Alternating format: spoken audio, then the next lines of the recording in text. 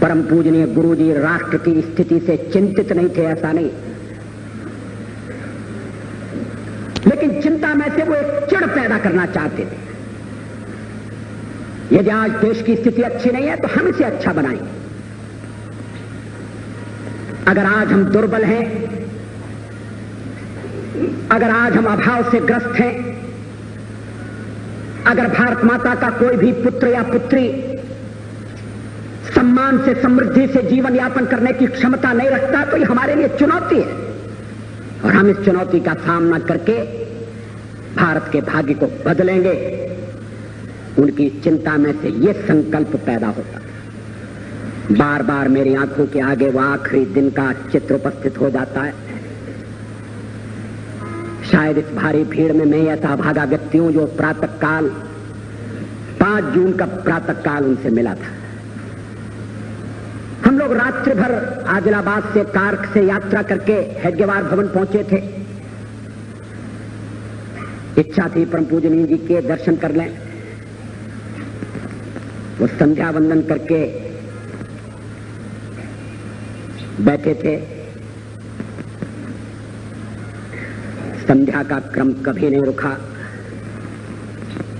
संघ की प्रार्थना प्रतिदिन करने का नियम कभी नहीं टूटा। और संध्या के बाद मिलने वाले लोग, हम लोग पहुंचे तो वही भुवन मोहिनी मुस्कान,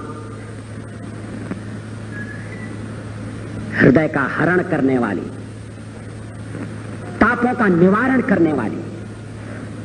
व्यक्ति कितना भी दुखी हो, थका हो, चिंतित हो, एक बार परम पूजनीय गुरु जी के सानिध्य में पहुंच गया और उनकी दृष्टि पड़ी तो लगा सारी थकान मिट गई। उस दिन भी तबीयत बहुत खराब थी। उन्हें देखने वाला हर व्यक्ति नहीं समझ सकता था,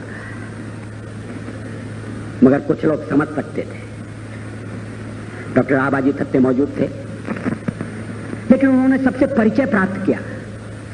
आदिलाबाद से आए हैं, ये कौन है? अच्छा, वहां मुलाकात हुई थी, मैं तुम्हारे घर पर ठहरा था। ये बाल स्वयं सेवक का नाम क्या है? हम लोग जनसंघ के कार्यकर्ता थे। कैसा कार्यक्रम हुआ? फिर जब एक डॉक्टर का परिचय कराया गया तो उन्होंने कहा, आप कौन से डॉक्टर हैं? मैं एक ऐसे डॉक्टर को जानता हूं जो किसी मरीज को देखने के लिए गए और डॉक्टर ने मरीज से पूछा, बताओ तुम्हें क्या तकलीफ है? तो मरीज बिगड़ गया। कहने लगा, अगर तकलीफ आपको ही बताना है और मुझे ही बताना है तो फिर आपकी क्या जरूरत है? आप डॉक्टर हैं, आप बताइए मुझे क्या तकलीफ है। तो डॉक्टर ने कहा, ठहरो, मैं ऐसा डॉक्टर बुलाकर लाता हूं जो बिना तुम्हारे बताए तुम्हारा इलाज करेगा।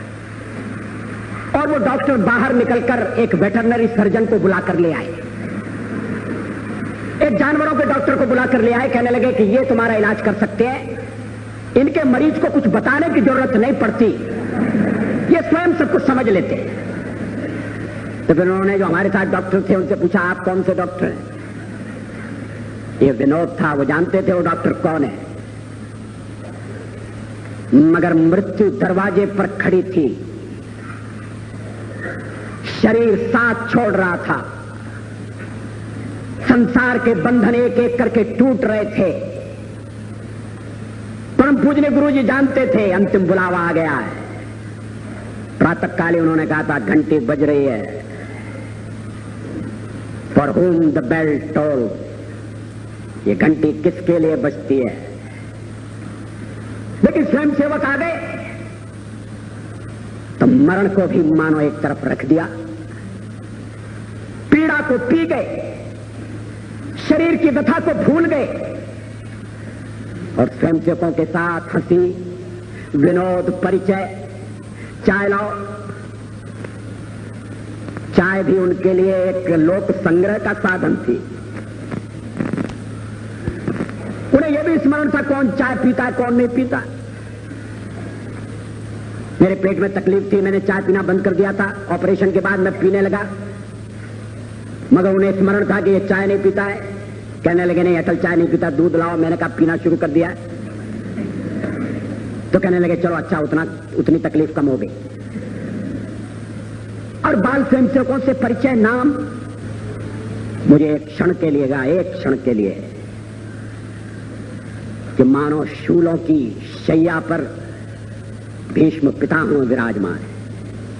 एक क्षण के लिए, क्योंकि दूसरे क्षण विचार आया कि भीष्म पितामह न्याय के पक्ष में थे, मगर ये तेजस्वी, ये तपस्वी व्यक्ति, ये हरदम धर्म के लिए लड़ा, इसने हरदम न्याय के लिए संघर्ष किया, ये कभी कौरवों के पक्ष में नहीं था।